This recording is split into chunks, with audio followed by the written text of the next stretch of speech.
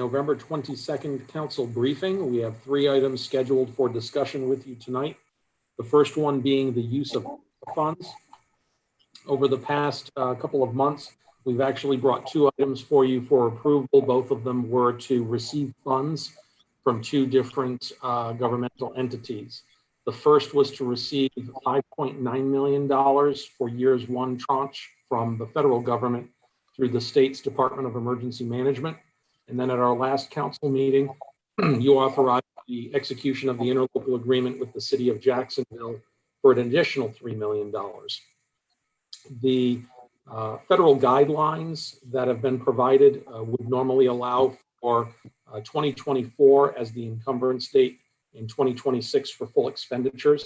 As we discussed at the council meeting, the $3 million from the city of Jacksonville does have an expenditure requirement within fiscal year 2022, which means over the next 10 months, we have to spend all $3 million of the city of Jacksonville's money that they're giving us. The $5.9 million that we're receiving from the federal government, we can take our time a little bit more with identifying projects or initiatives, encumbering those funds, and then expending them prior to the expiration of 2026. The documents that we've provided with you are threefold. The first is the actual memo, but then we also provided you with a couple of options, priority 1 and priority 2 options that staff worked out internally for proposal to you for consideration. We also provided the ARPA quick reference guide and the Treasury interim final rule, so you could have an idea of what those federal documents said. One of the things that we've identified is that there's categories that we could expend the money on, and those are supporting public health expenditures, addressing negative economic impacts caused by the public health emergency, replacing lost public sector revenues, provide premium pay for essential workers, and invest in water, sewer, and broadband infrastructure. In taking a look at what the majority of cities around the state are doing, and taking a look at where we had some needs specifically on the infrastructure side, you'll see that in priority 1, proposals that we're putting forward to you, a lot of it is based on infrastructure needs and expenditures that the city has slated now through the next couple of years, specifically on the water, wastewater, and sewer side. We did take a look at some of the other things that are on this list, and for various reasons, we did not go down the road on those particular items. We'd be happy to discuss them with you if you want to get into it. But basically, we're looking for some feedback from City Council. We do have Ashley Gossett, our CFO, on the line, who is familiar with the federal policies of what we can and can't spend the money on. We also have Karen Nelson, our Deputy City Manager, who is also involved in kind of reviewing what the money could be used for and comparing it against our strategic plan and some of the needs of the organization. One of the things I would point out is that that $3 million and having to expend it by the end of the fiscal year in 10 months means that we would probably be looking at some infrastructure projects that are currently ongoing. The federal guideline document allows you to take a look at projects that started as early as March 3rd of this particular year. Mr. Barron, our Public Works Director, does have a slew of projects that are ongoing that were awarded after that date that those monies could be spent on. So what I'd like to do is open it up to discussion and any questions that the council might have on this particular topic.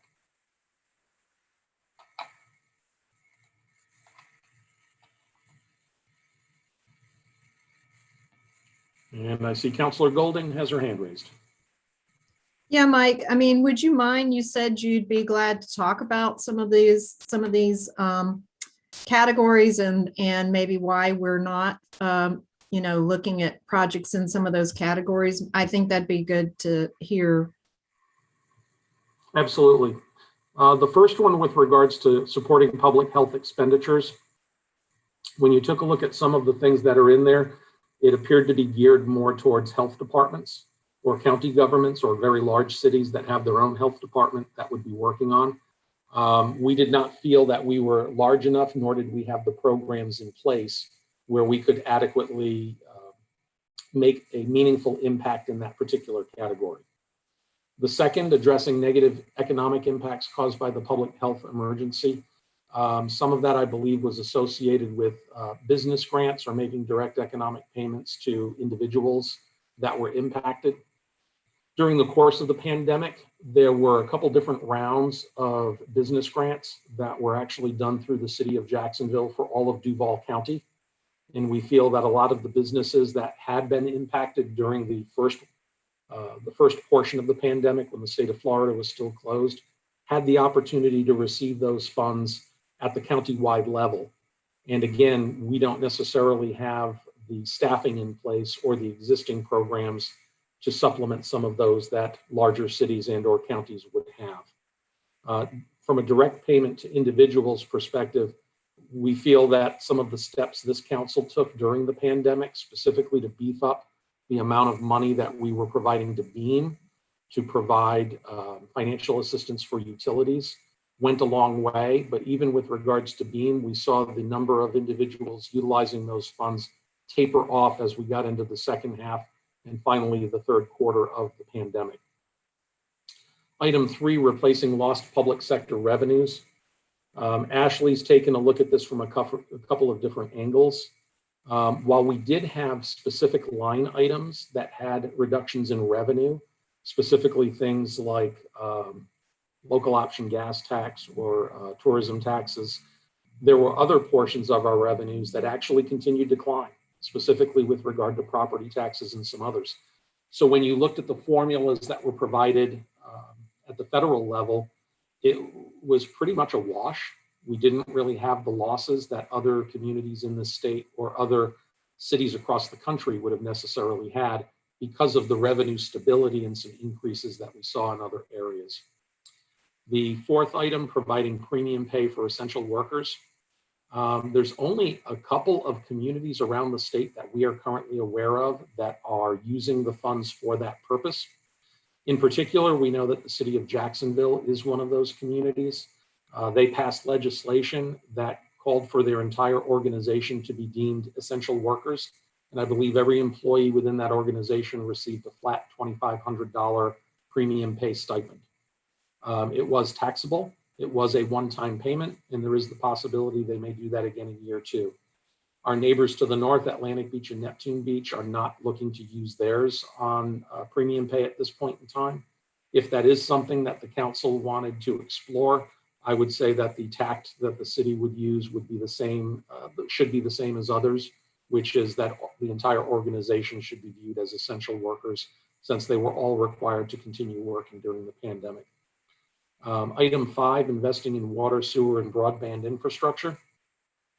The broadband element of that particular item is to try and provide high-speed internet reliability and availability in areas across the country where it's not currently available. Here within Jacks Beach, we actually have a few different providers for that service.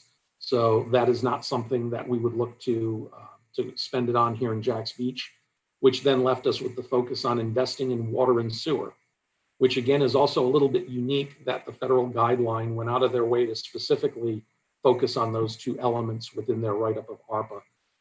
As you're aware, we have a lot of water and sewer projects that are currently identified in our 5-year CIP. More importantly, the state keeps creating new restrictions and mandates for us, which are basically unfunded. Things like eliminate the discharge from the wastewater treatment plant. We need to provide an inventory of all of our stormwater system by June of this upcoming year. So we have a lot of work to do in that element, and therefore you're seeing a lot of projects pop up under priority 1 that are related to those water and sewer expenditures. When it comes to, so that walks through those 5 in particular. So what we did was we took a look at the city's CIP for the 5-year window. We also took a look at the elements of the strategic plan, priorities, goals, and objectives, and tried to identify where we could hit 2 or 3 items with one expenditure. So a lot of what you see in priority 1, which is that first wave of expenditures, is pretty much all infrastructure related. What you see in priority 2 for our proposal has some infrastructure, but then it takes a look at the Carver Center. We're in a unique position that the Carver Center not only was used as a vaccination POD, point of distribution, but that area is also one of the lower income areas in the city, and it qualifies for some additional uses under those ARPA guidelines. So in taking a look at the way the ARPA document is written, we could use funding to make improvements to or expand the Carver Center. We also feel that we could expand the pedestrian connectivity in and around the Carver Center to different amenities, including the Beam facility to the south, or the commercial districts to the north, and maybe some of the trail segments that are within that particular area. We also thought that if we were to go down that road, being in priority 2, that gives us some time to actually scope out what those improvements would look like. It would be my recommendation to staff, to the council, that if you wanted to go in that direction of the Carver Center, that we would hold some community conversations with those users of the facility over the next 6 months or so to get an idea of what they would like to see for future uses of that building or within that building. So Councilor Golding, hopefully that walks you through a little bit of the rationale we used when trying to determine how best to use the funds. And again, if there's any more questions, we're more than happy to answer them. That was very helpful. Thank you, Mike. Councilor Jansen. So on the priority 2 items, do we have an idea of where the financial threshold would be on some of these? No, we don't. Obviously, the improvements to the potable water system could be substantial if we wanted to try and do a lot of them at one time. The hydraulic model is probably one of the smaller elements that you see on there, along with the cyber security improvements.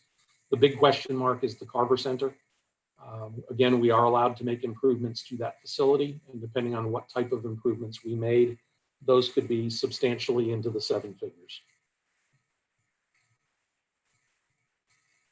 Councilor Meza? Okay, am I still cracking up, or is my You're connection sounding pretty good right now. Okay, perfect. First question is, I have on the eligible projects with the water and sewage, can any of these tie into the discharge water that bill that passed by the state, where we have to look into a way of disposing water into the river or the intercoastal? I know Ashley's on the call. If we were to hire a consulting engineer to start doing some feasibility studies, those studies could be paid for out of the ARPA funds. Is that correct, Ashley? Yes, that's correct. Any studies in relation to that can be paid by ARPA. We probably would not get to capital expenditures for a year or two within that particular element. It's going to take some time to vet through all the different possible alternatives and see which one's going to work best for us before we start the capital project.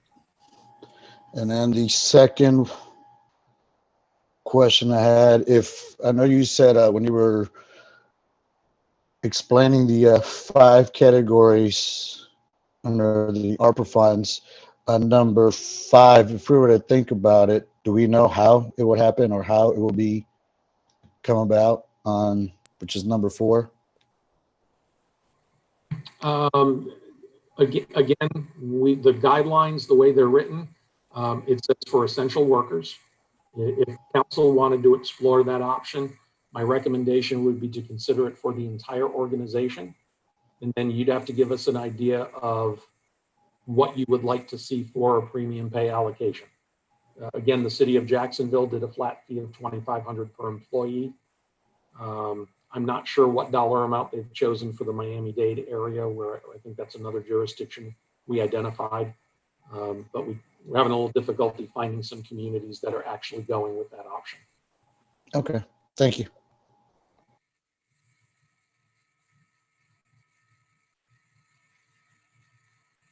Any other questions or comments from council? Mayor Hoffman. I just wanted to say in general, I really like this list. It's big, long-term projects that benefit the entire city.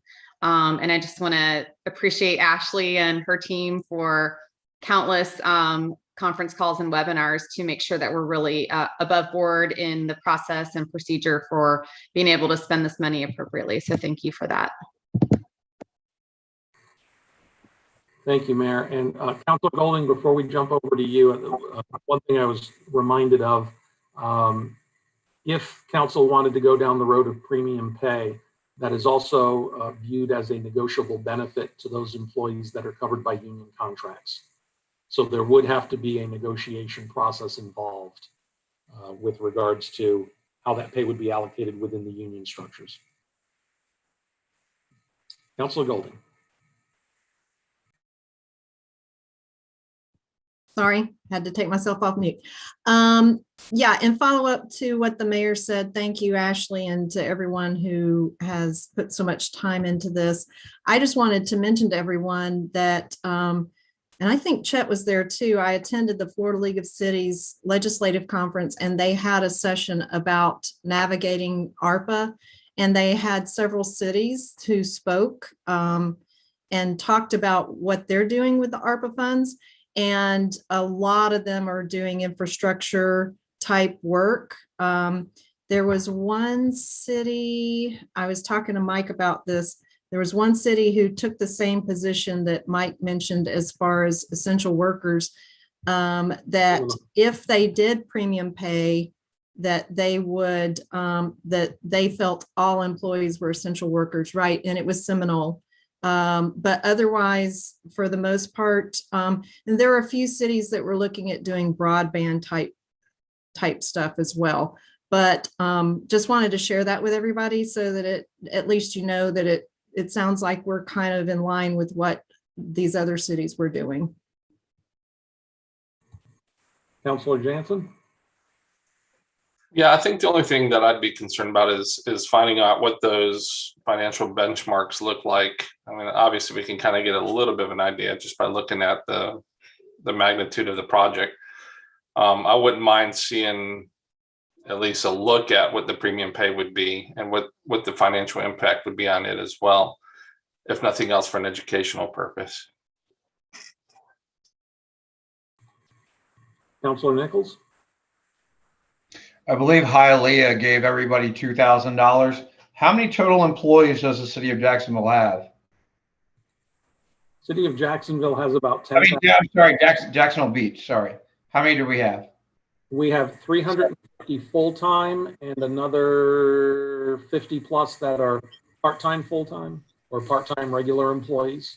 Does that sound right, Ashley? She's doing a quick check.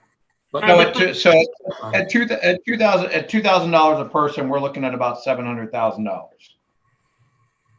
or under $1 million if it's 2,500. So just for a ballpark of what we're looking at, if we decided to do that. I think Ashley's got the number. So we have 337 full-time employees and another 136 part-time employees. Can you, So would the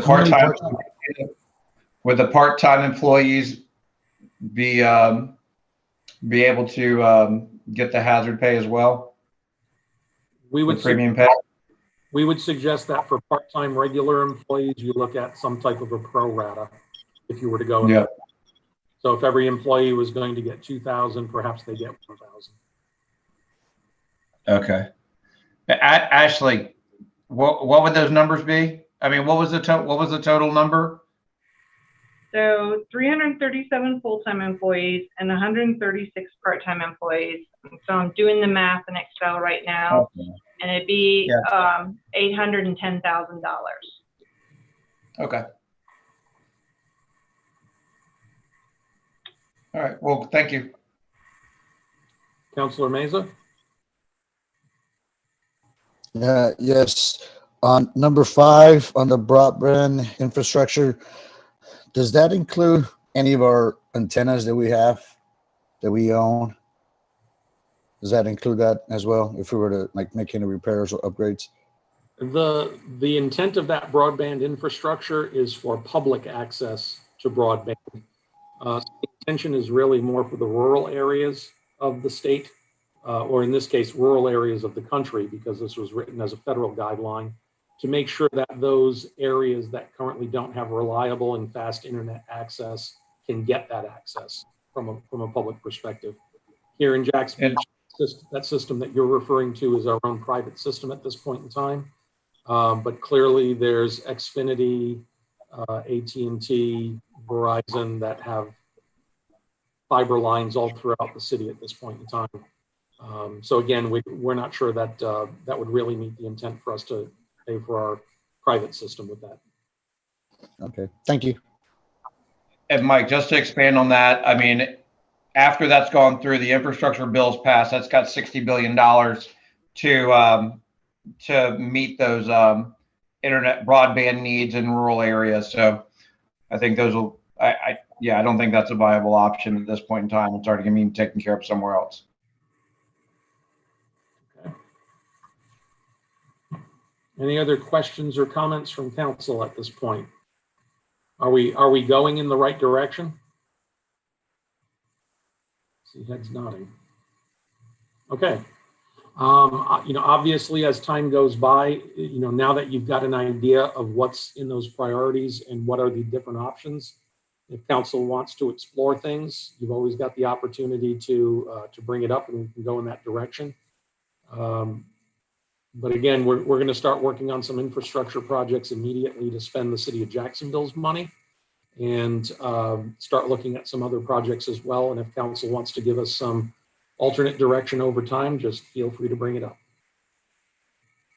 Okay, with that, we will move on to item 2.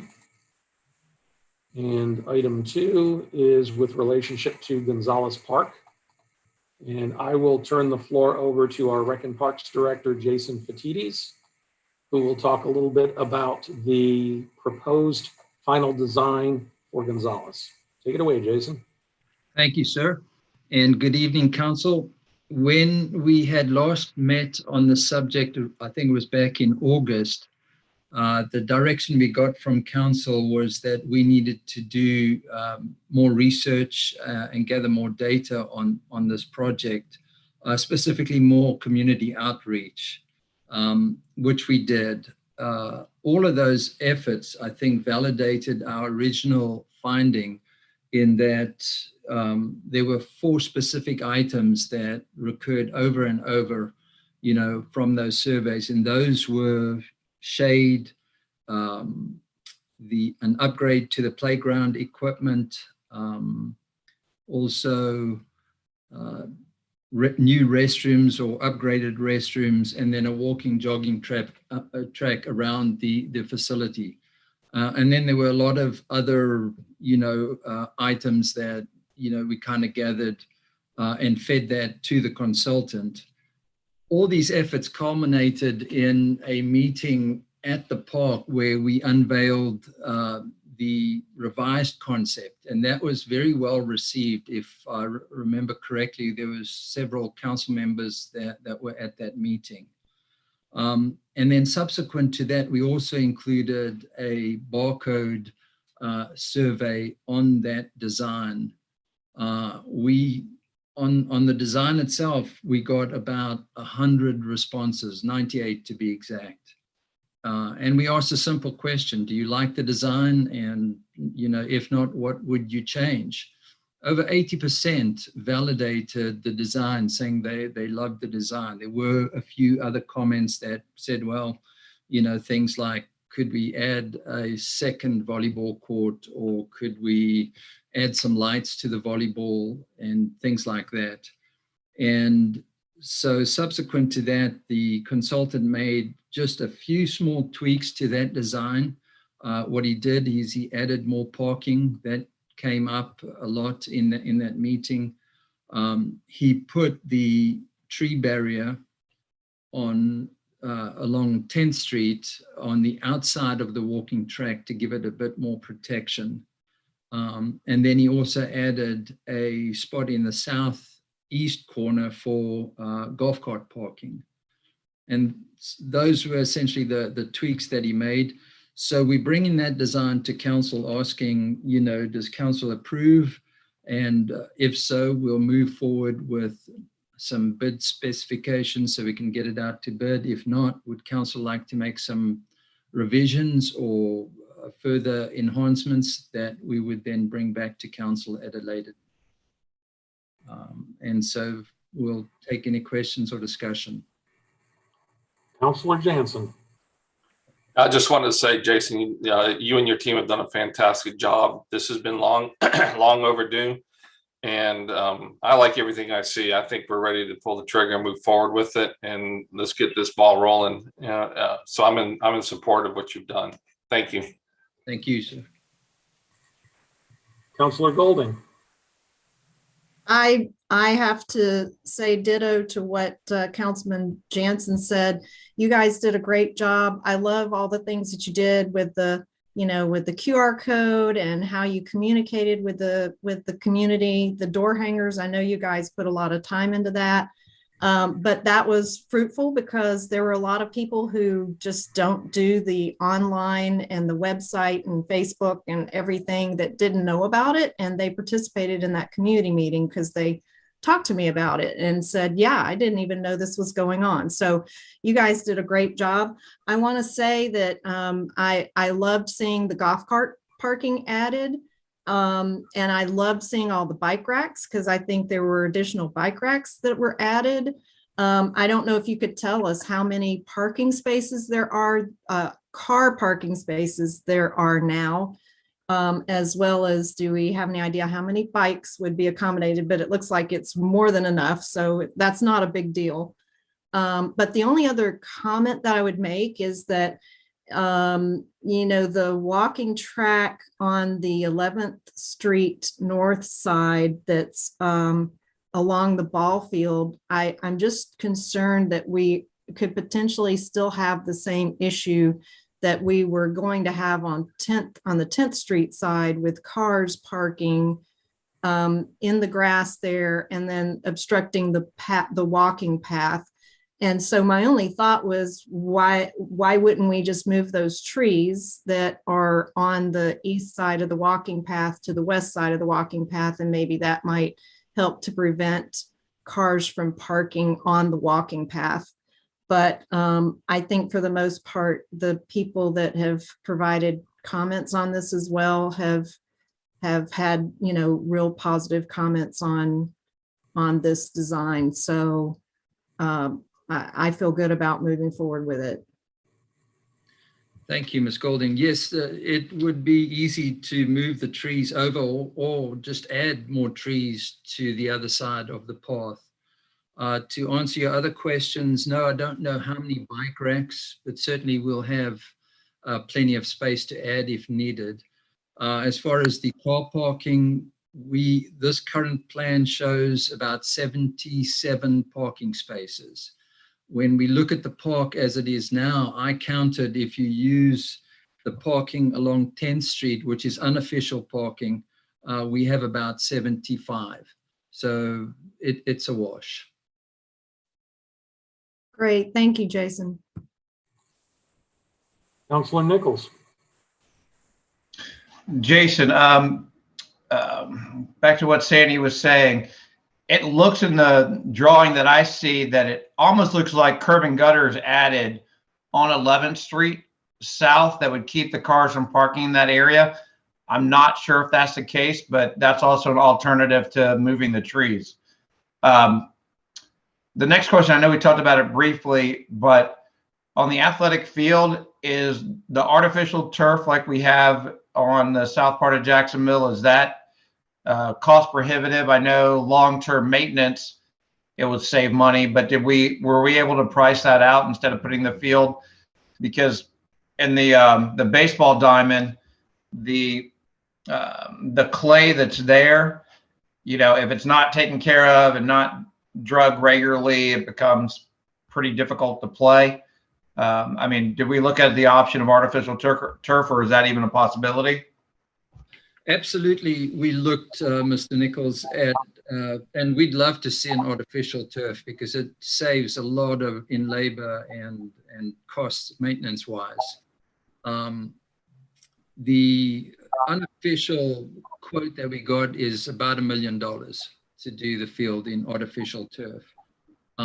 That's not to say that it closes the door for us. I'd like to think that we at Parks are going to be innovative and aggressive going after other types of funding. In addition to that, to look at ways and use our resources that we have here at Sunshine, the people that had built that park previously that have experience in raising funds, to try and use this project to raise some funds. So we will look at that. If we can pull it off, I think it's a win-win. No, absolutely, because I know the community loves the one at the other end, and it makes the baseball diamond area usable for other stuff at other times when it's not being used for that. Yes. And then obviously the transplanting of weeds and stickers and a lot of other things get in there. But you know, I would definitely like to look into that option if possible. But I think I've done a great job, and I appreciate it. Thank you. Jason, would it be difficult for us to bid that as an alternate within the bid specifications? Not difficult at all, Mike. We even envisioning doing this in phases. So each phase would be in essentially an alternate to the bid. So yes. Okay. Mayor Hoffman.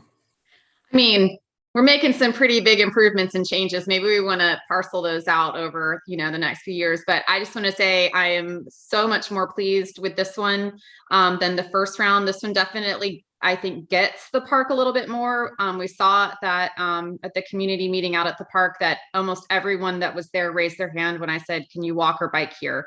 So it's truly a neighborhood park. And I think this gives it so much more of that function that I know we were looking for. And it's not trying to be everything to everybody. I know the first couple of comments were, can we get a splash pad? Can we get a dog, run around thing? So it can't be everything to everybody, but I think this really captures the majority, especially of the people that are in that walking, running, bike riding. I love the golf cart parking. That's fantastic. I am still not totally convinced on the track all the way around, but I'll go with it.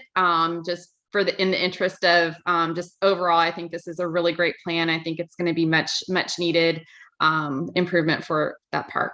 And then the only other question, I know we've had some feedback with regards to losing the second ball field. I know you're working on trying to push that kind of back over into Wingate and other areas that we have the facilities better set up to do that. Do you think you're going to be able to accommodate any displaced play, or what's the plan there?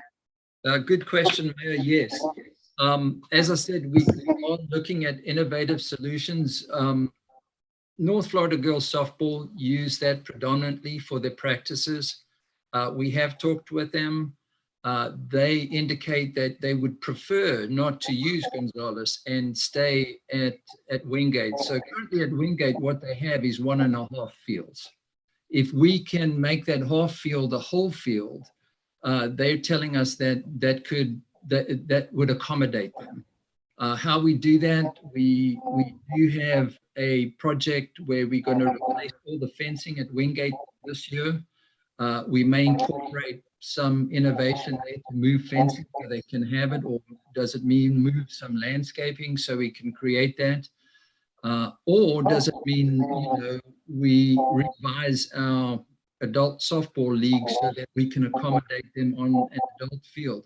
We'll look at all of these things. What we want to assure all those that use the field, that nobody is going to be disenfranchised by the reimagining of Gonzales Park. We want to be able to accommodate everybody that currently uses the park. And we'll be very careful in how we go about the project. So in other words, we won't just rush to get it done without taking care of the needs of those that are using it. And then, question. Yeah, no, that does. Thank you. And then are we fully maximizing the use of the field at Carver Center? I know that's a lit field, which is a hot commodity. Well, I mean, we do have a lot of use there, and at Carver, they are starting the NFL flag, which is something they've done for the first time. And then together with that, we've got a kickball league that uses that field. Okay. Great, thank you. Well, Councilor Meza.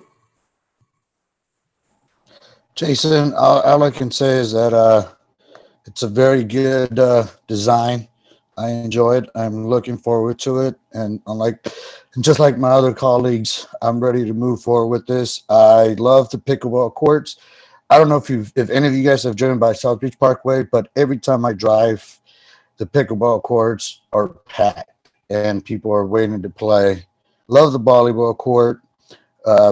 But the playground, are we going to use the same concept design where we're trying to keep it within our beach theme design as Sunshine Parkway? Jason? Well, that's a good question too, Mr. Meza. I think, for that, it would be prudent for us to go back to the community, ask them, for their input there. But I think Councillor Golding also suggested, can we incorporate some of our beach themes, which would make sense. But largely, we'll leave it to the community to help direct us with that.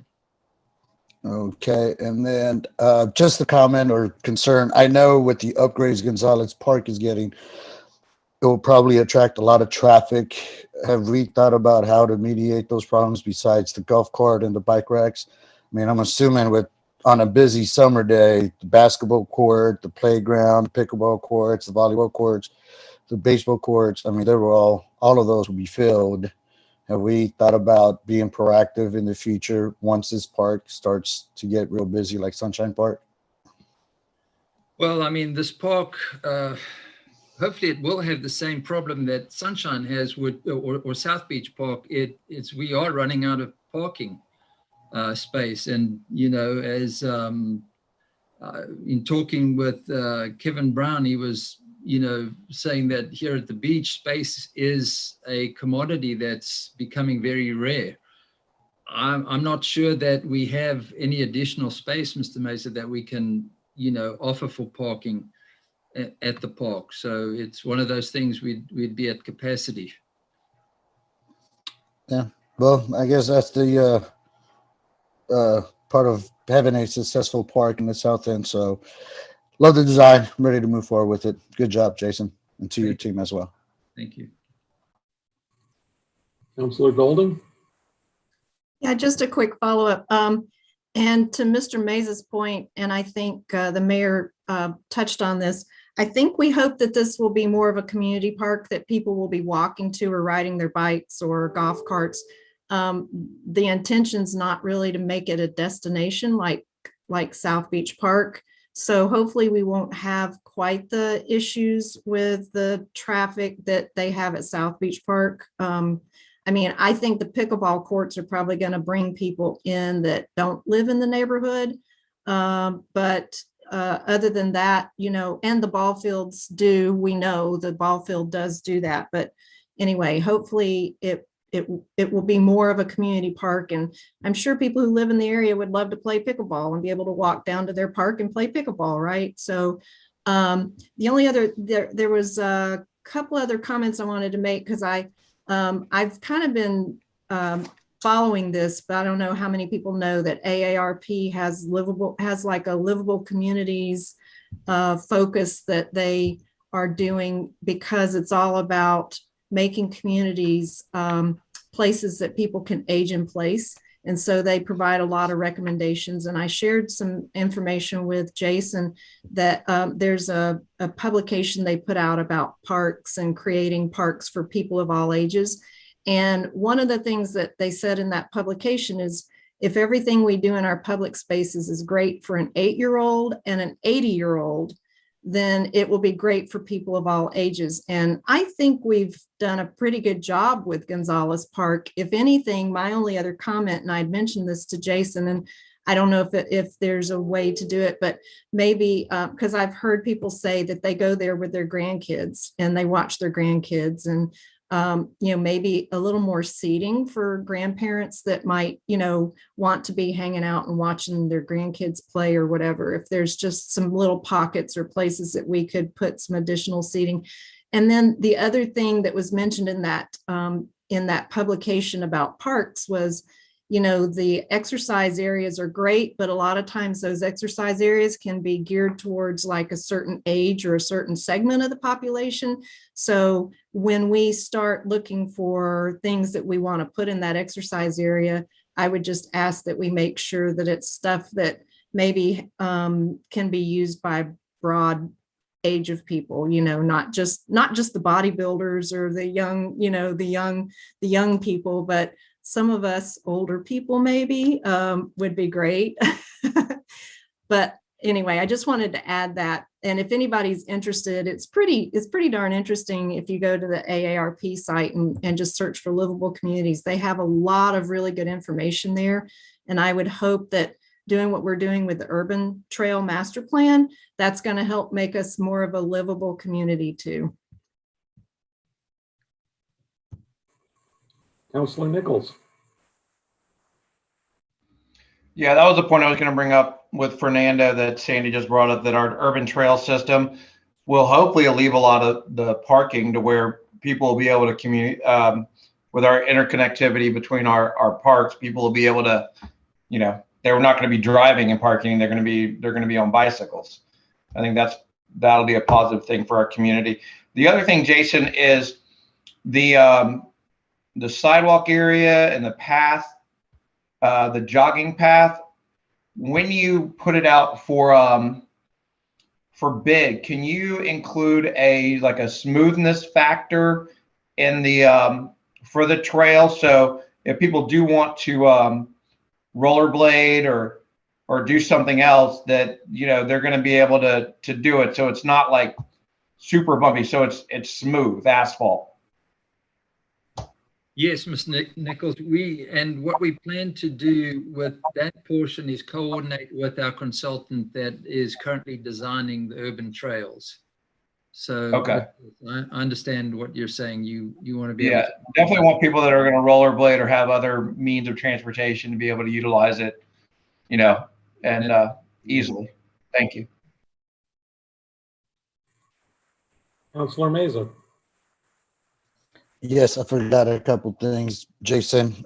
Sandy brought it up on 11th Street where those palm trees, if we could move it to the other side of the path to block parking. And also, I guess we could curve people from parking there if we had curb.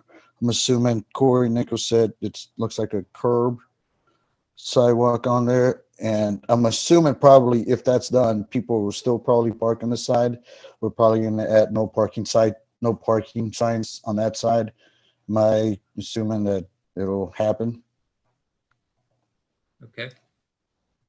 And then the second thing, I just drove by Gonzales Park earlier today, and the sign needs some TLC. Is that going to get an upgrade? Yes.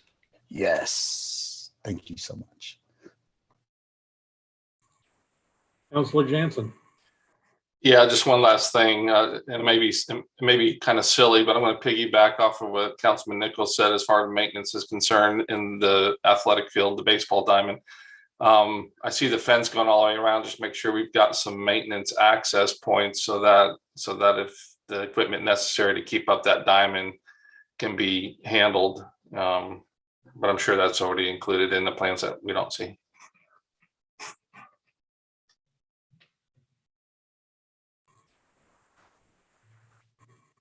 Any other comments or thoughts from council on this one? Looks like Jason and his crew are going in the right direction. Jason, you got the direction you needed? Yes, sir. Thank you, council. Fantastic. With that, we will move on to item 3. So for item 3, I'm going to turn the reins over to our Planning and Development Director, Heather Ireland.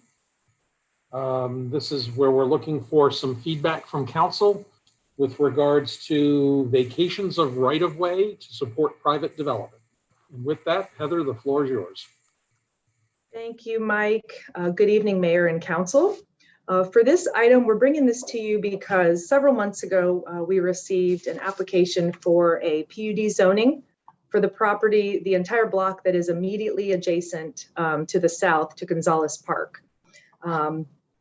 The application went through a few rounds of review with the applicant, and staff was not able to find it sufficient for a couple of reasons that are noted in your staff memo. One of them being that the proposed buildings were encroaching into required corner site visibility triangles. And the other issue was that they were not providing an on-site public utility easement that's required by Beaches Energy policy. So after a few meetings with the property owners and developer, we just weren't able to come to a resolution, and they proposed the idea of requesting that the city vacate 10 feet of right-of-way on both the north and south sides of the city block that they own and want to redevelop. So the city manager and I wanted to bring this to you guys for discussion. There's a little bit more details in the staff report, but essentially what they are proposing originally was 40 fee simple townhomes.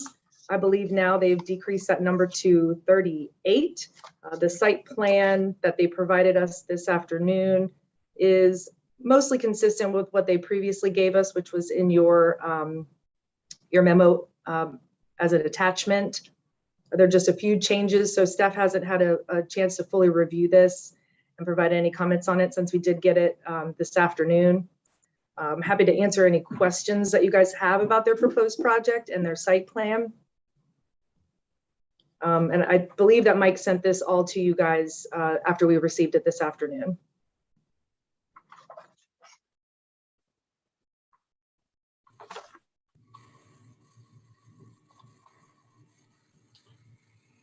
Councilor Dumont.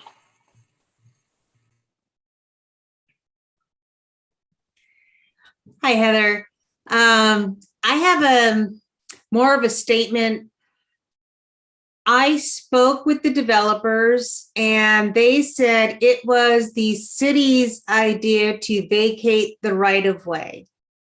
And in the memo, it says it was the developer's idea to vacate the right-of-way.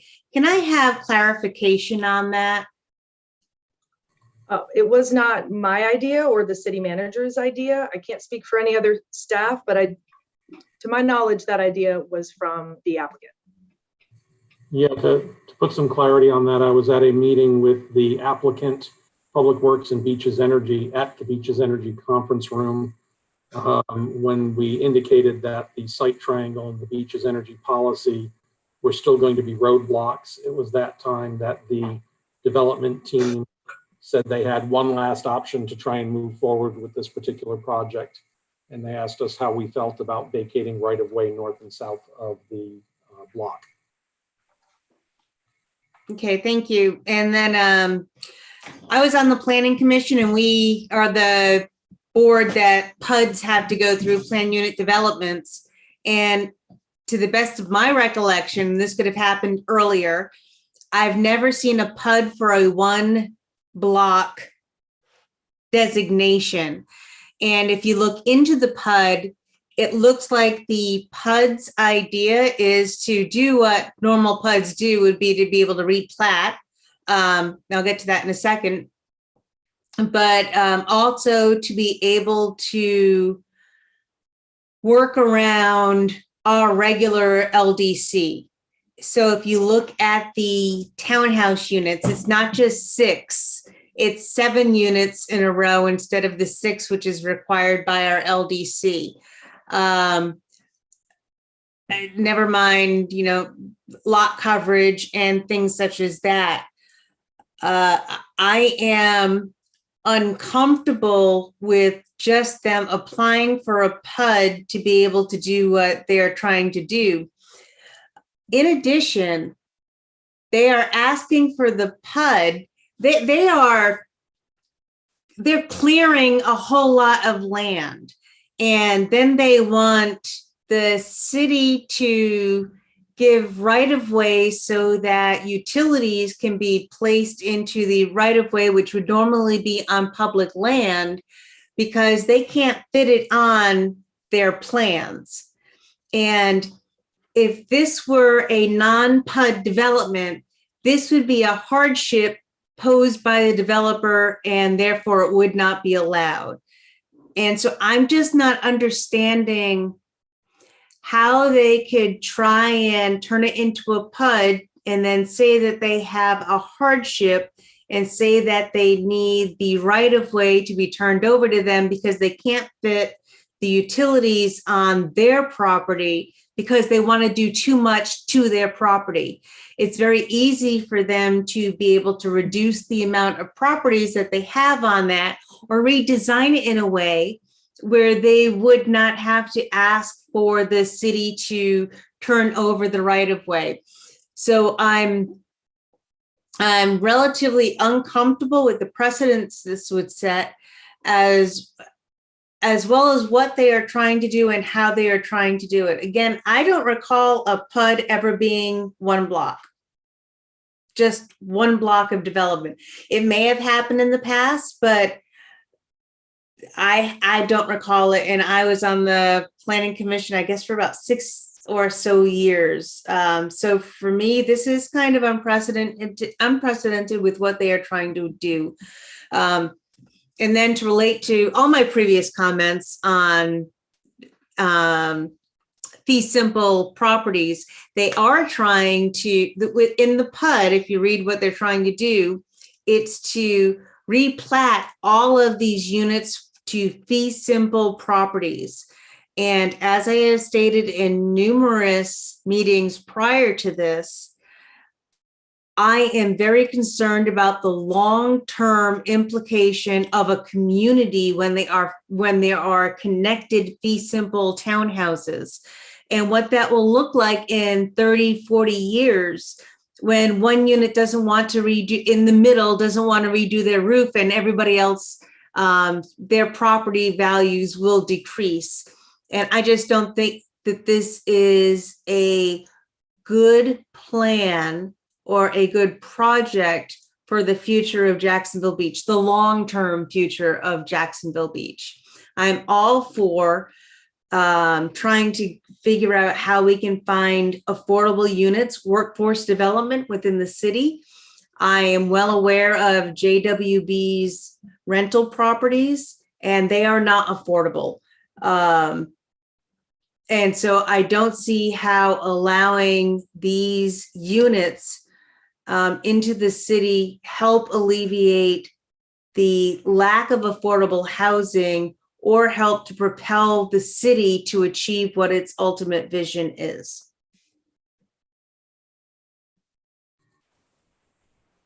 Councilor Jansen. Yeah, so in looking at the latest revision of the site plan, and I kind of got it at the last minute this afternoon, so I didn't really get to dive into it deeply. It looks like they addressed the issue of the site triangles at all the corners, which was one of the issues that I saw was a problem. So that has been addressed, at least from what I could tell. Secondly, that the release of or vacating the right of way, if that's just to put in electrical feed, what are the consequences to the city if they leave that as green space? That's question number one. Question number two, do we already do that with commercial sites such as like Margaritaville or any of these big places where we have had to give away the right of way in order for utilities? I don't believe we have Alan Putnam on the line, and I'm not sure that Dennis was here when those projects were performed, so I'm not sure we can answer that question for you tonight. Okay.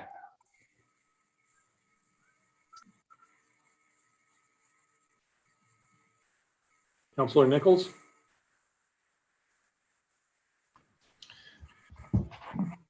I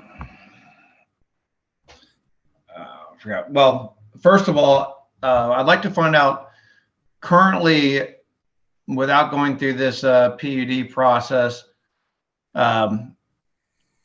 what can they currently put there? Because isn't it zoned high density residential? You know, what are they allowed to do without this? Because I think my understanding is they'd rather put these condos and than put an apartment complex. You know, if we do end up allowing this, I also wonder, because I mean, it would have an HOA associated with it.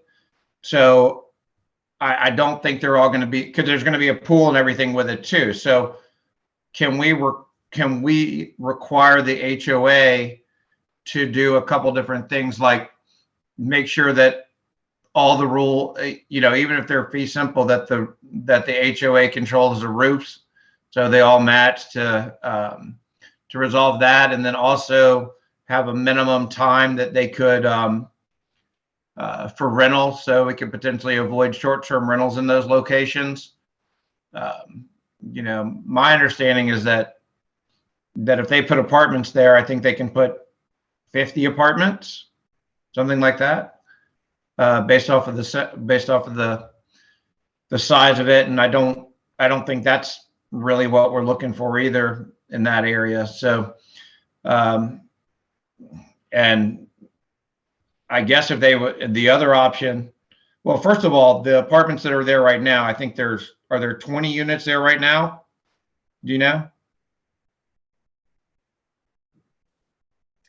I did not count that up, but I can try to do that real quickly if you.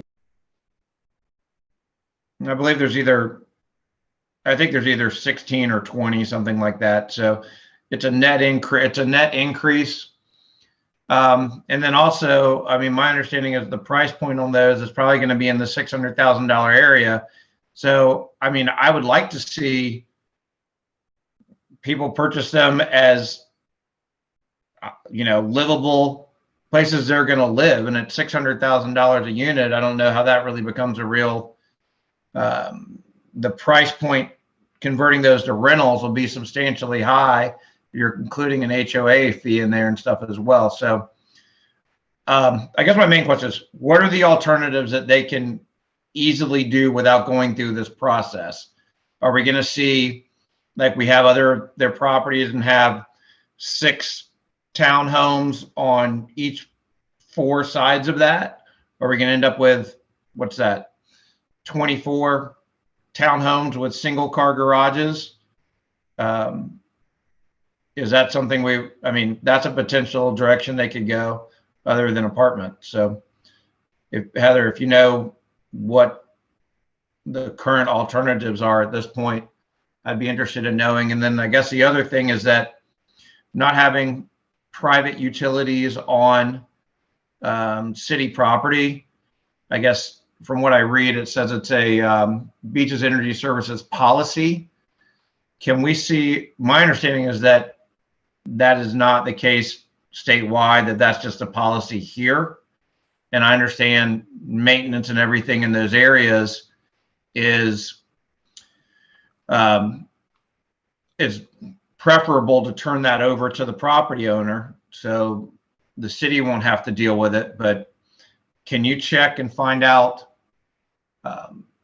what's done in the rest of the state? I mean, if it's a policy and they're having to go through turning over that, wouldn't it just be easier to modify that policy if it's not a big impact to the city? So I guess those are my 2 main questions, is checking that, and then what else currently can be put there? What else is going to go there if we don't approve this? I'll be happy to answer your question about what else could go there, Councilman Nichols.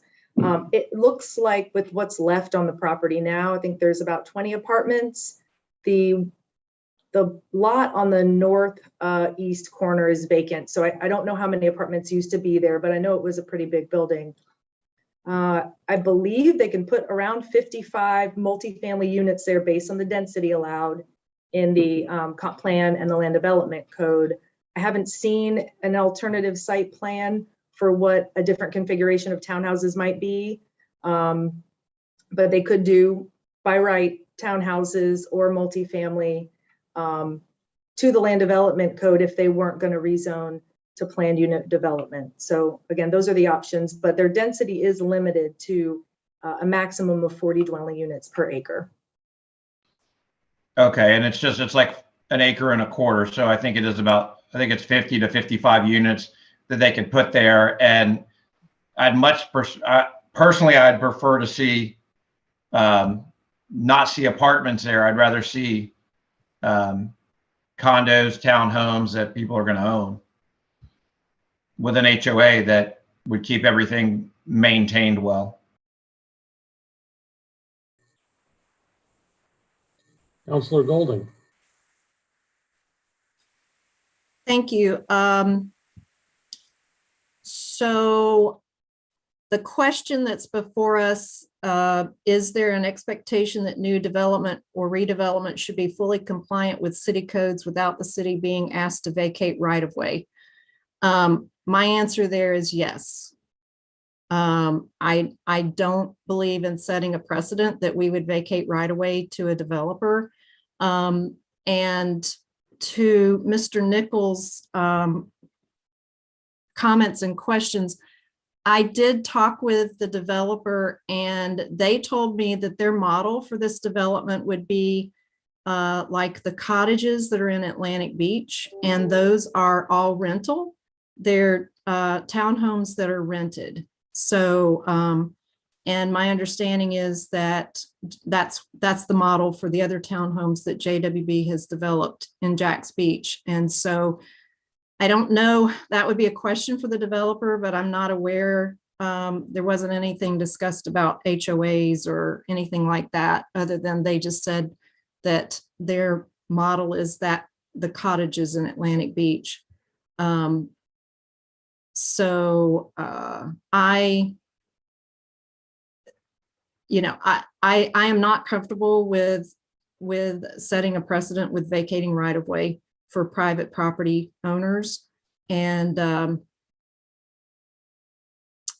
I think, I think that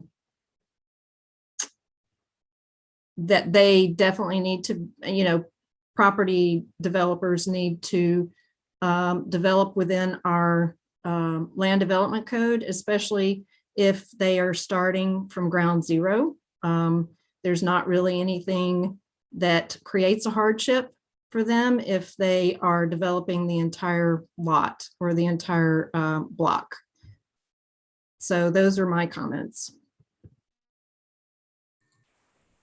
Councilor Jansen.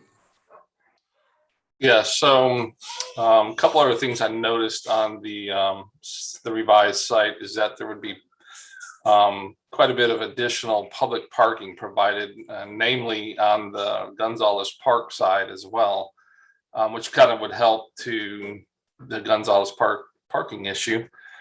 There's also additional parking that looks like across the 10th Street side. And then I'm not so sure I've got the answer to vacating that right away, because that answer couldn't be given at this point. However, I do want to explore that. But I have to also agree with Councilman Nichols in the sense that I'd rather see people owning a residence instead of renting apartments, putting apartments there. And I think the design is a smart design by creating interior roads, so we're not having a traffic problem from those units and only being 38 instead of 55, which is allowed. That ends up being a problem where you have 55 apartments and everybody's accessing it from all the roads all the way around that block, instead of an interior road where they pull into their driveway and into their garage. We don't want to, I don't know, we don't want to cut off our nose to spite our face in this, where, and they turn around and develop something that we don't want. But I don't know. I think that we have to give some more consideration and really look into this a little bit further. Councilor Meza.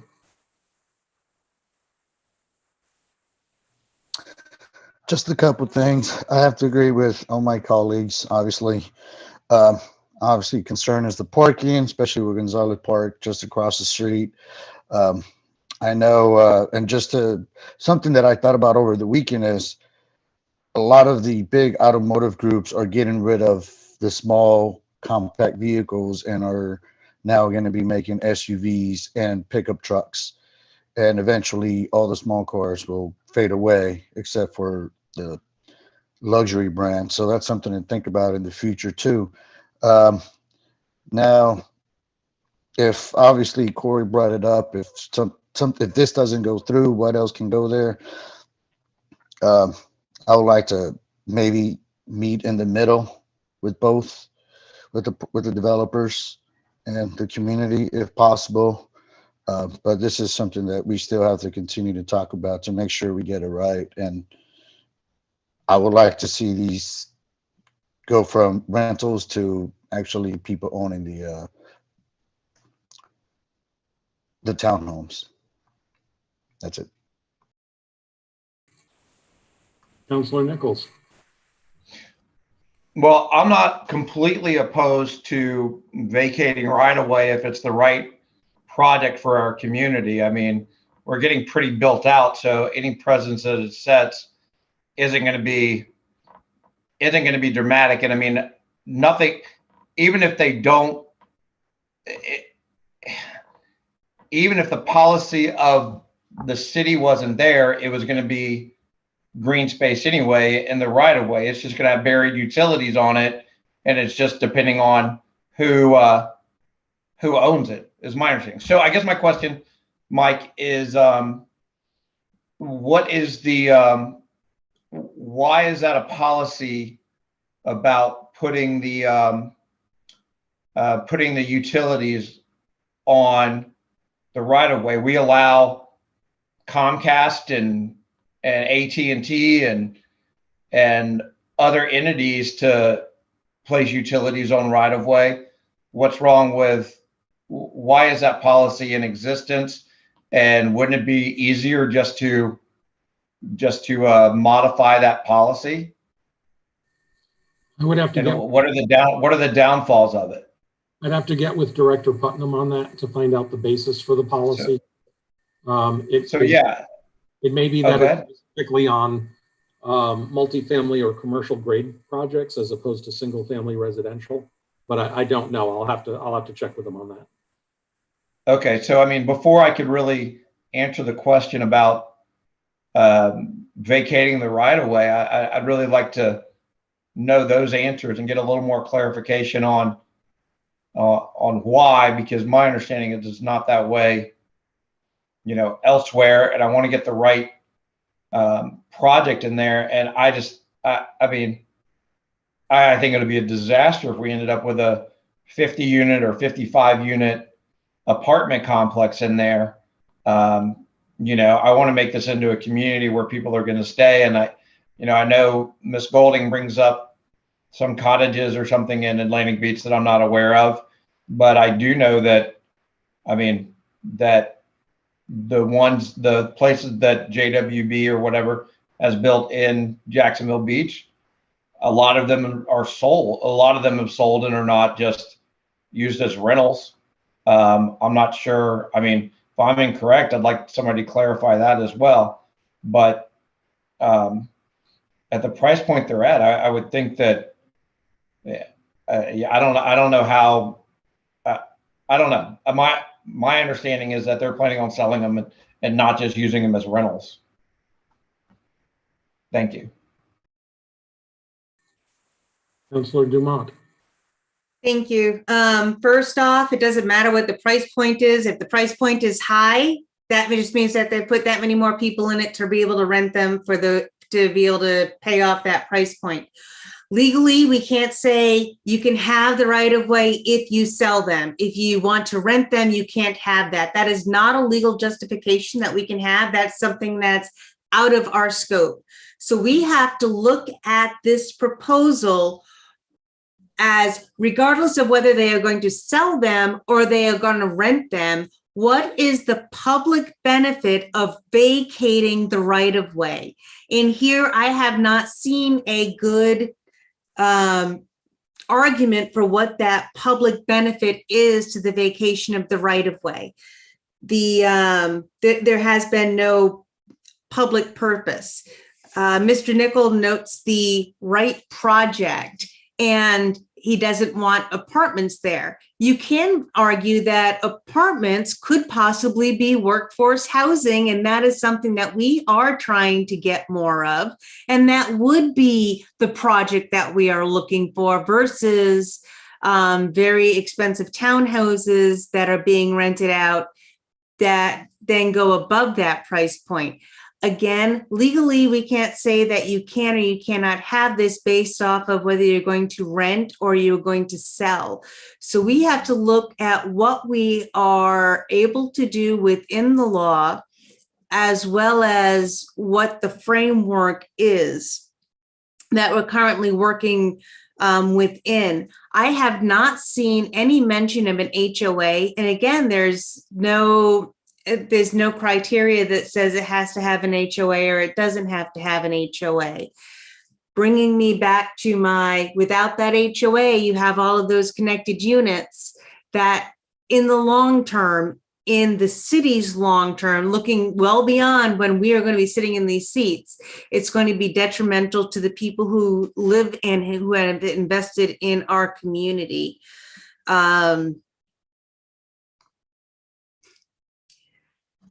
When we look at apartments, apartments have to have the same amount of, have to have that parking, and the parking has to be all on site. And in this proposal, the parking is on site, but if you look at the parking, it does not necessarily look as though it's going to be easy parking. And so the 20 units that's going to be on the streets will most likely be used by the people who live in those units, not the public. And you can look at a similar development, which was apartments at Blue Water, and they have a lot of parking with a parking garage there, but there is a lot of overflow parking as well into the neighborhoods. And I'm going to put this out there that for people who are watching, you know, elections have consequences. And so you really should be thinking about the future of the city when you are voting on individuals to represent what your best interests are. I'd like to rebuttal on that really quick. I apologize, but there is public purpose or that was included. There's 20 something parking spaces that are being added. So no public purpose is false. And then also the HOA information is in the text of the PUD. So there is an HOA associated with this project as well. Councilor Golding. I just wanted to follow up on a couple of things real quickly. The public purpose or significant public purpose criteria, the additional parking spaces, and this has been said, I believe Ms. Dumont just said it,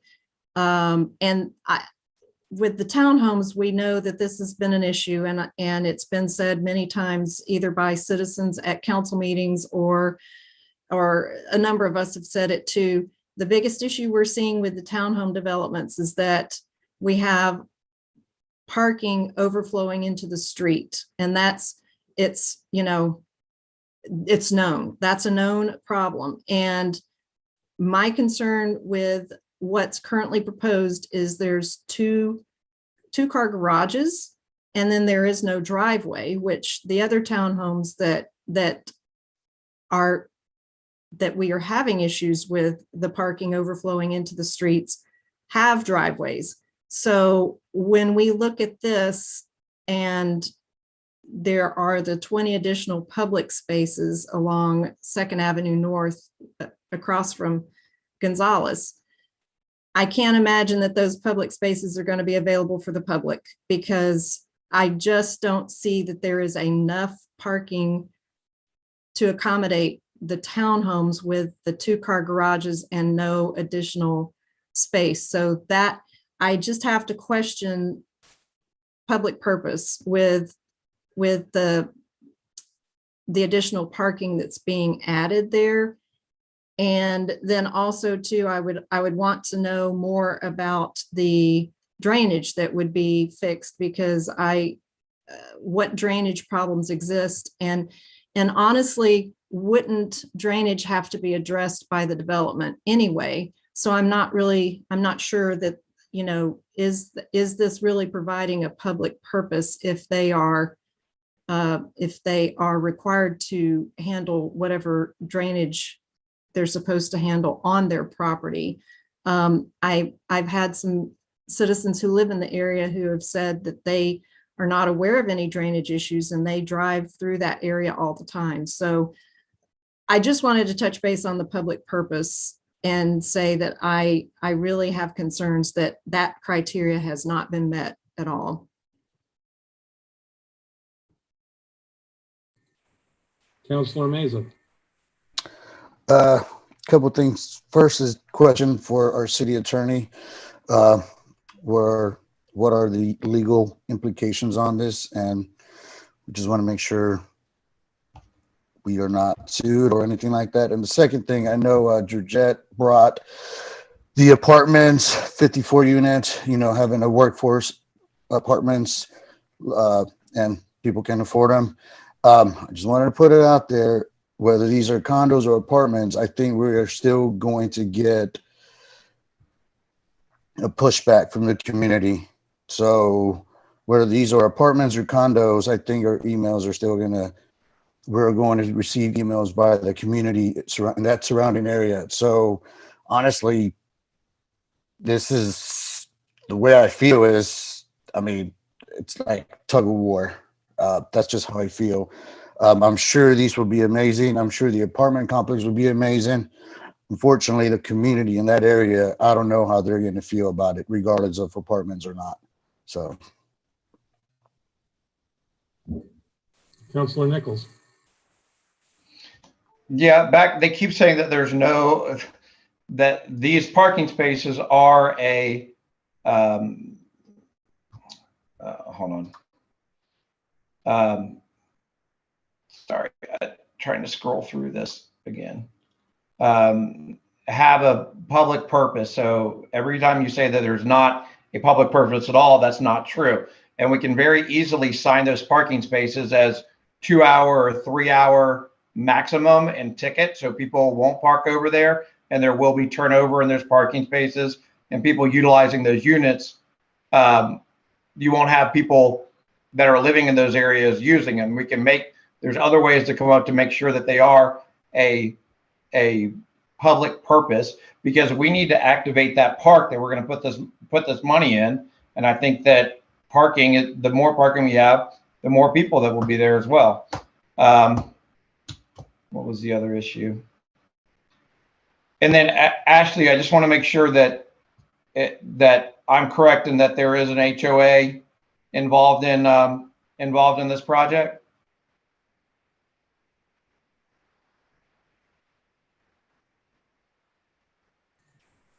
She's still here? Or Heather? I'm sorry. I'm here, sorry. Sorry about that. There would be some sort of association because that's who would be responsible for any of the common spaces. So yes, that would be part of the project as a PUD if it moved forward.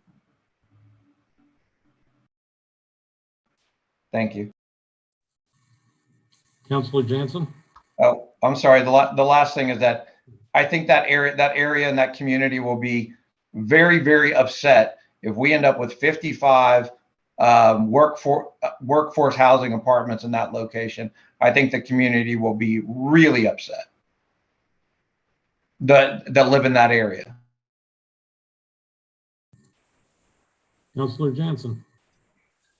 In reference to the drainage, Heather, isn't that a requirement with when they come to you with the site plan that they address the drainage? Yes, sir, absolutely. As part of their development plan and building permits, they will have to address drainage on site. Right. Okay, so I guess that takes care of that point. I do live in that area, and I've never had any issue with any kind of drainage issues around Gonzales Park. I live really nearby there. And to me, if we're going to put some development there, to Mr. Nichols' point, I'd rather it be a smart development than just throw 55 apartments in there. And I do live in that neighborhood, and I am concerned about what it's going to look like at the end of the day. So, and I've always found that when they take ownership of a residence, they seem to take better care of it than when it's a rental property. Mayor Hoffman. Can you just go through the process of the application to vacate right of way? And in that process, is that where they would put forth their proposed public benefit, or where would that come into play?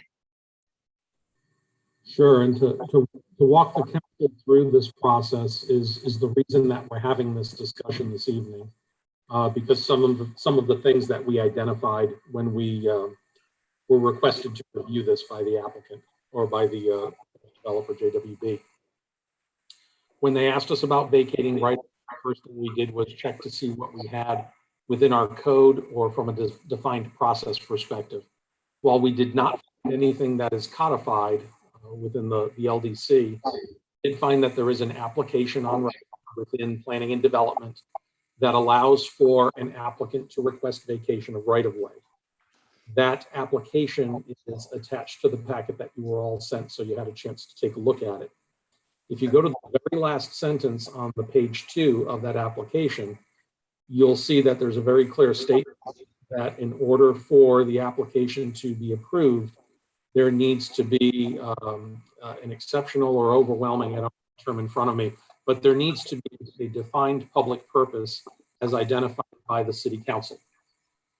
If you remember the that you had from Sherry Sutphin regarding different land use issues, the workshop that we did a couple of months ago, one of the things that he indicated was that if there is a public purpose, there should typically be a development agreement that accompanies the public purpose or the public improvements to make sure that there is a guarantee of performance by both the developer and or the city. So in this particular instance, if JWB had filled out the application, submitted their fee for $350, it ultimately would have possibly met technical requirements and be placed in front of council, at which point in time we'd be having a conversation. What is the public purpose of vacating the right of way, and does it meet that threshold? Except we'd be doing it at a meeting. And if the answer is that it meets the threshold, at that point, you'd be directed to go back and negotiate a development agreement and then bring the whole thing forward again. So rather than starting that process of the application, we felt it was better to start off with a briefing to see where this project lies and how we should be moving forward. The other thing I would like to remind council is that regardless of where this ends up from a process perspective, if we do end up with an application for a vacation of right of way, it's not a contract that's just executed by the council. It's actually an ordinance with 2 public hearings in front of council. So this will be heard publicly, where residents will come forward and possibly express either their support or lack of support for this particular vacation. But it is not just up to council from an administrative perspective. It actually goes through a public hearing process. So, Mayor, does that answer your question about walking through the process and why we're having that conversation tonight? It does. And there's nothing stopping them from going ahead and putting this application in without the council's kind of blessing on it at this meeting. Is there? That's correct. They could fill out the application now. And if they come to that threshold point in front of council, you'd be having this conversation in a public setting. I see all the same concerns, and I see some of the same benefits that my colleagues do. And I don't feel like there's an overwhelming trend one way or the other. To me, the benefit of having the, well, first, the way that it's phrased on the memo is with regards to fully compliant with city codes. At this point, with the revised site plan, they are compliant with the site triangle, correct? They would be compliant with site triangle, correct? So they're not out of compliance with city codes at this point. They're out of compliance with the beach's energy policy with regards to the use of the right of way for their utilities. Okay, so it's not a code issue. They are out of compliance with city code if you look at the number of townhouses going across. So they have 7 contiguous townhouses city code says you can only have 6. And there are 2 7s. So it depends on what city code that you're looking at, but that's why they're going for a PUD and not just a thing. So they are out of compliance on different areas with city code.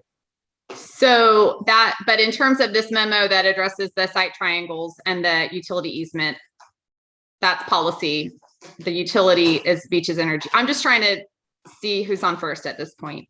So the right-of-way vacation gives us the opportunity to leverage this development for public benefit, but we haven't seen what that public benefit is because they haven't been in the forum for that public benefit or to put that forward. I do agree that a 2-car garage, nobody's going to park in their garage and they are going to use those public spots. As the owner of a 2-car garage, I know how that goes. So I don't know that I feel like we've gotten enough out of that to see what the potential benefit would be.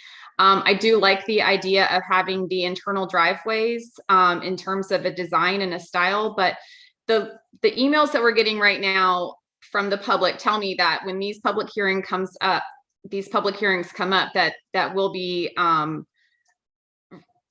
it's going to be a really difficult opportunity for all of us and the neighbors and everything else like that. And I think that the developer should probably reflect on that based on what we've seen so far. But most of what we've seen so far has been with regards to density.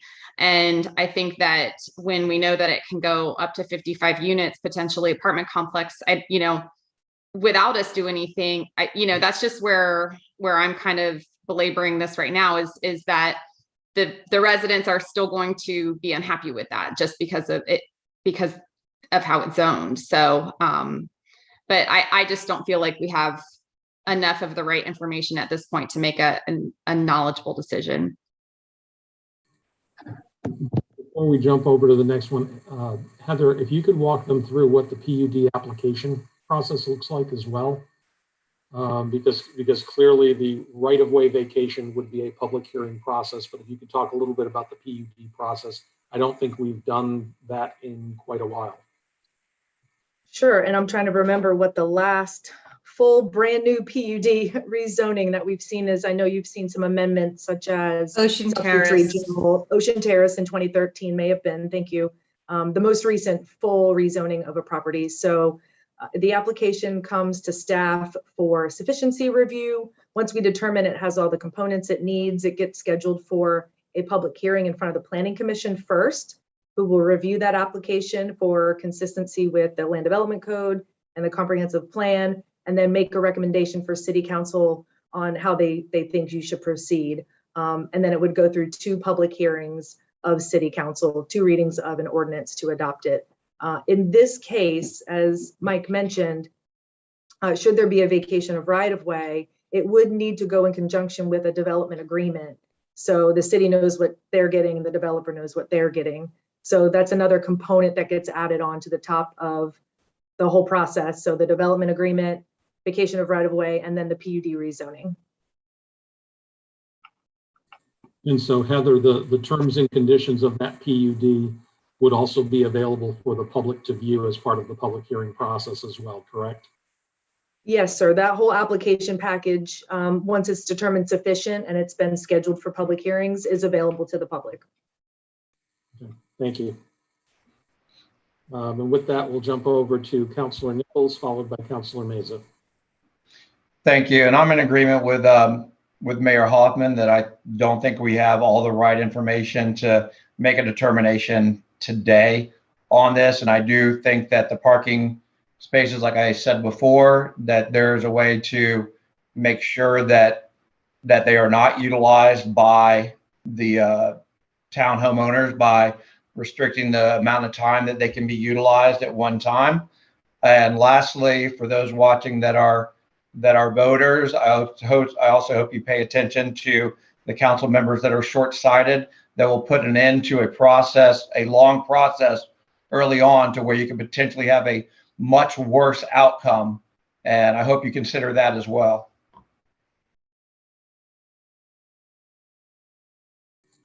Councilor Meza, followed by Councilor Jansen. I was wondering if our city attorney could answer just or give her legal advice or expertise on this matter, if possible. Do you have a specific question, sir? Just overall, obviously we know this is going to be a hot topic, and making sure that we, city council, don't go into a legal bind where we get into a lawsuit. That's all. Well, your concern is well taken, and as with you, I will need to have more information as well to give you all meaningful advice. I think the discussion is a good starting point, but I'll get with Heather and Mike offline, and then we'll come back to you at a future meeting. Okay, Is that thank you. sufficient for you? Good enough. Thank you, sir. Councilor Jansen. Yes, so there was a comment made earlier that we've never seen a PUD for a whole city block. Wasn't Blue Water an entire city block plus some? And wasn't that a PUD then? Yes, sir. It was a whole block and a part of 3 other blocks. So it was kind of spread around. There is a vet's office that's a PUD on the corner of South 3rd Street and Jacksonville Drive. And then there's another, I believe it's an office building on South 3rd Street that's probably around a half of a block. So there are some smaller PUDs, but most of them are larger developments. Right, and then can we look in to the vacating of a right-of-way in a commercial area versus something like this? I don't know that this falls under commercial, but I think we've done that for commercial properties, but if we could just look into that and get an answer on that. I'll include that in my memo as well, sir. Okay, thank you. So I'm not sure, Dr. Dumont. Thank you. This is just in response to Corey, because I know he was responding to me on elections have consequences and being short-sighted. I think that allowing a lot of these townhouses, and again, this falls back into that needing to redo the LDC, townhouses will have long-term consequences when you start looking at 6 of them and they are fee simple, and individuals in the middle don't want to redo the roofs after storms and such. That will make the property itself deteriorate much quicker. And so I'm looking 30, 40, 50 years out, not just 5, 10 years. So I'm looking very long term. So it's not short-sighted. I am being very long-sighted in my decisions, as I have been on the Planning Commission. Again, this project has an HOA associated with it. And along with HOAs, I've never seen one that doesn't include roofs and exteriors to keep everything upgraded, especially on a project like this, to make sure that the property is good sound use and to take care of the pool, the hot tub, the grilling area, that there's an HOA that will keep this at a prime piece. So with an HOA, I think the problem we're going to have is if this project doesn't go through, we're going to end up with a 55-unit apartment complex, or we are going to end up with 6 fee simple on each one of those, which is 24 that will not have a joint HOA, where you will have the long-term roof issues that you keep discussing. I have not seen any documentation on an HOA, any documentation that has been submitted to the city stating that they will have an HOA. It is part of the PUD. There's no submitted PUD at this point in time. Okay, If there is an HOA, I'm sorry, Heather, like you did say that there's an HOA agreement associated with this project, correct? There would be, the way that the PUD is being proposed, there are common areas. So there would need to be some sort of association for those common areas at a minimum. Thank you. So I'm going to call time limit on this item. And the fact that I don't think we have a consensus, but a desire from council to see more information. You've asked us quite a few questions tonight that we did not have answers on. And I think we can definitely pull some of that information together and get back with you. It will likely be after the first of the year based on the current briefing schedules, but we will come back to you and have a further discussion on this topic. Is that amenable to the 7? I see some heads nodding. Okay. All right, that gets us through the third item for tonight on the agenda, and that puts us into the council committee report outs. Anything that the council wishes to, any council member wishes to report out on? Councilor Golding. Well, I have something to report out on, but I think we're actually at D, future briefing topics. I was trying to save that for last, but if you want to do this one. Oh, you want it for last? Okay, that's fine. Okay, so I'll just do, this is just quick. As I mentioned earlier, I attended the Florida League of Cities legislative conference. I'm in the process of, I took a lot of notes. I'm in the process of trying to get those notes put together into a document that I can share with everybody in hopes that it will, for those of you who might want to read it, maybe late at night, before you're going to sleep. I hope it will help to share some of the things that I was able to gather because there was a lot of really good information. In particular, there was a session that I attended that was about crisis management for mayors. And I went there on Mayor Hoffman's behalf because she wasn't able to be there. And there were consultants who did that session who worked with Surfside to navigate through their crisis with the condo collapse. A lot of really, really good information. So anyway, I definitely want to share that with Mayor Hoffman because I'm sure you'd be very interested in that. So as soon as I can get my notes a little more legible, then, you know, just for me, I will share those with everyone.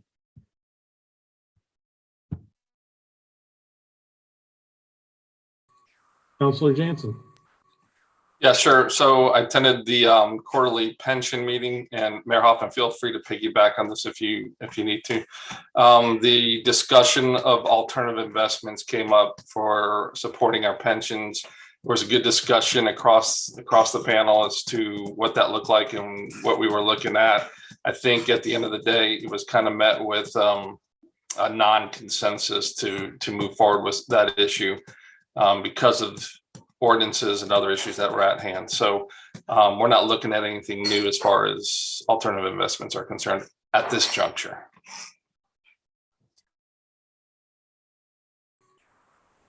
If no other report outs, suggestions for future briefing topics. Councilor Jansen.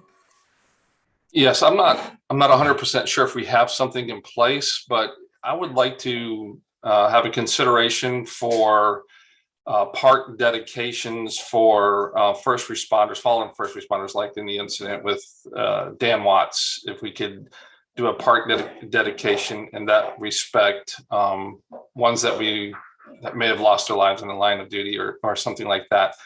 I believe there is already one park that does have a dedication. It's slipping my mind which park it was. I looked it up, but we have one that does have one. So I don't know what's in place for that, but I would like to see something, or at least discussion of talking about park dedications, not changing the names or anything, but just having a dedication of a park towards our first responders. When you're saying dedication, are you speaking about a marker within the park? Or yeah, like on the sign. I wish I knew. I'll look real quick to see if I can't find the name of that park. We have one that has it, but it's mentioned on the marquee of the park. It's in dedication to an individual.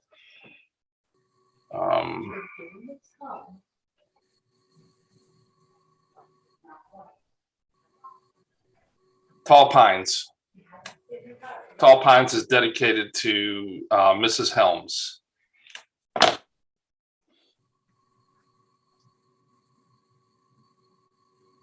Maybe we can discuss that at a future meeting somewhere after the first of the year. Council have any objections to that? Okay. Councilor Golding? So the city manager had sent us a couple of emails a few months ago about potential code of ethics violations, and we haven't discussed those, and those have just been kind of hanging. And I think as a council, we need to close the loop on that. So I think we need to put that on a future briefing topic. Does council want to have that as a future briefing? I'm sorry, are you talking about the specific incidents or just the code of ethics in general? The specific incidents, because I believe the code of ethics says that the city manager is supposed to notify us, and then I think it's our responsibility as a council to respond to what the city manager has provided us, whether it's do nothing or do something. But I think we need to just close the loop on it, because right now he's sent the information to us and we've done nothing with it. So we've got two options. We can either schedule that for a future briefing, or I know she's still on the line. I think she is. Sandy Robinson was looking at setting up the ethics training, the code of ethics training with council. I didn't know if that would be an opportunity to discuss it there. It's really at the pleasure of council. I think I've spoken to a handful of you individually that if I forwarded all the information to council and I have not heard a direction from you, that I basically just stay in a holding pattern. I don't do anything with it. Only if you give me direction to do something further, do I do something with it. So that one's really subjective to the council. When I recommended that we do a training, I thought that would be included in the training. I don't know if there was any of the violations rose to the level that something needed to be done. But again, that would have to be decided on by council, but I thought that we could flesh a lot of that out in that training. Use those two incidences as case studies. Yes, Madam Counselor, that's what I understood. That would be the case. We would use those as case studies. If I look at your policy manual or the code of ethics, if you want an opinion on that, you have to refer to me expressly for a written opinion. So right now, there was no plan to address those specific complaints outside of the training, unless asked, of course. Well, my whole point was that the council hasn't had any discussion at all. And if and if we all feel that there doesn't need to be anything done, that's great. I think that just closes the loop. But the council hasn't discussed that. So that's why I was recommending that it be a future briefing topic. My understanding was that my silence on any of those issues or discussing them privately with the city manager was sufficient, that no action was an action. So I think that both of these in my mind have been resolved by discussions with the city manager and the individuals. And I think they were honest mistakes. So I don't know that I need to pull those back out in a potential embarrassing situation to the people. So I do think we need to maybe focus on each of those, violations or what have you in the ethics training. And we do need to have a good ethics training for everybody, but I don't know that I need to bring those two back up. I feel satisfied with how they were resolved. My concern is that we haven't discussed them with the individuals, correct? Because then that would be outside of the sunshine. We know that things happened through the city manager, and none of us have discussed it with the individuals. only with the city manager. So we haven't discussed it with the individuals nor among ourselves. And so therefore we can't have a consensus as to whether something should or should not be done, whether we have a consensus that something should be done or should not be done. And this is one of those things that sunshine, it brings all the embarrassing stuff out that you don't want to have happen. But we need to decide it as a council, not just one-on-one with the city manager. So yes, we can do it one-on-one with the city manager, but because of sunshine, he cannot be a go-between, be saying, you don't want to do anything, you don't want to do anything, you don't want to do anything. So therefore, we're all not going to do anything. It still needs to be discussed in public so that the public knows that we as a council decide that this does not rise to what we determine a violation of our ethics policy. And don't get me wrong, my intent is not to embarrass anyone, but it's just to close the loop. I mean, I just feel like that's something that we haven't done. And I agree. I think Ms. Dumont's point is a good point, that just discussing it with the city manager doesn't close the loop. My concern was that, and I'm sure it was a misspeaking, when Chris said that when the mayor said she discussed it with the city manager and the individuals, she did not discuss it with the individuals. She discussed it with the city manager in the assumption that it was all understood, and that does not rise to sunshine law. Thank you for clarifying that. I spoke with the city manager who spoke or communicated with the individuals. Just wanted to get that out there. Yeah, and I think it's safe to say I had productive conversations with both individuals that were the subject of both of those particular issues. So I'm not sure there's a consensus to set up a specific briefing on that. I thought that the briefing would be during the training. During the training is my understanding, that it would be part of the training, not necessarily at a separate council briefing or meeting. It would be part of the training.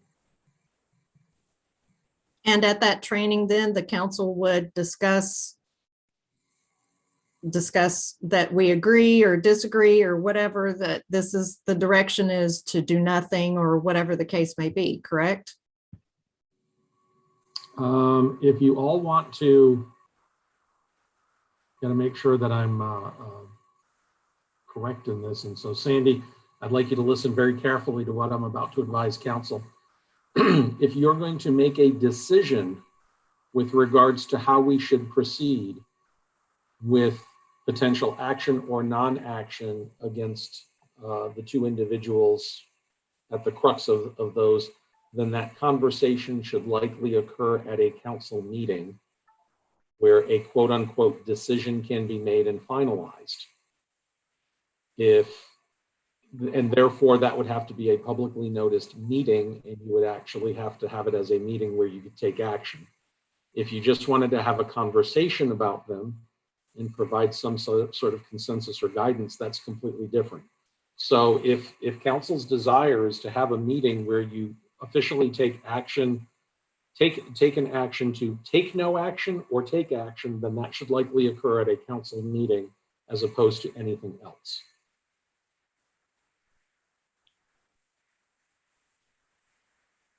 So I think that's where some of the council members were saying that by not asking for something, by not asking for the formal conversation, that was their way of saying they were not prepared to bring it into the public based on the level that it rose to. So if council, again, I don't want to direct you one way or the other. If council wants this to be placed on an upcoming city council meeting, we can do that. If you want to place it on a council briefing, that's a different story. Or if you just want to make, without using names, using these examples as educational trainings at the actual ethics training, that would be another way of handling it as well. I would think that using it, no names attached at the council training would help decide whether we want to bring it to a meeting or a briefing. I'm not saying that any action should be taken at the training, because legally action can't be taken at a training. But I think it could get all of us on the same page as to how we should be viewing the ethics policy and moving forward, because it's new to all of us, and we don't really know what the process is if a person is to violate the ethics policy. So this gives us a clearer understanding of the policy, as well as the process to use when we feel that something needs to be done because we thought that somebody violated the policy, which would then bring it to a briefing and or a meeting. Councilor Jansen? Yes, so in 28 years of law enforcement and leadership, A, I didn't see intent. B, I think this falls clearly into the realm of training. And I'm all for, let's have the ethics training, let's discuss it, and we move forward from there. That's my opinion. I'm seeing heads nod, consensus to use these two examples as part of training. Yes, with the caveat that if there is a consensus among council that these examples, one or both, rose to the level where a majority feels that they did violate the ethics, that it would move forward. I'm in, how I understand each situation and the policy, I'm in alignment with Councilmember Jansen, but having the training and understanding it fully may change views. Might not, which is perfectly fine, but I don't want to negate closing the loop on two open cases, because they are still technically open cases, without fully understanding what everything entails. We'll put it on for the training. Anybody else? Seeing no hands raised, I will take that as the closure of tonight's council briefing. I will see you all on December 6th for our regularly scheduled city council meeting. Or at Pete's Given.